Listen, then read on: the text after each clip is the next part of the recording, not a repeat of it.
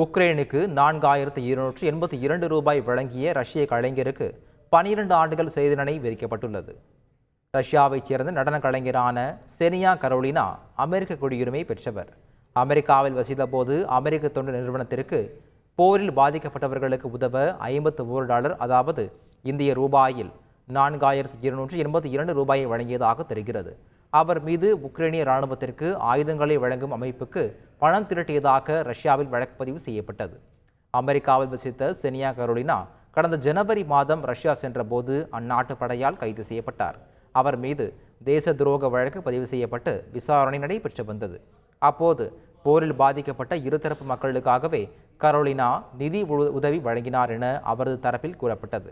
ஆனால் கரோலினாவை குற்றவாளி என அறிவித்த ரஷ்ய நீதிமன்றம் அவருக்கு 12 ஆண்டுகள் சிறை தண்டனையை விதித்திருக்கிறது. செய்திகளை உடனுக்குடன் தெரிந்து கொள்ள உடனே சப்ஸ்கிரைப் பண்ணுங்க.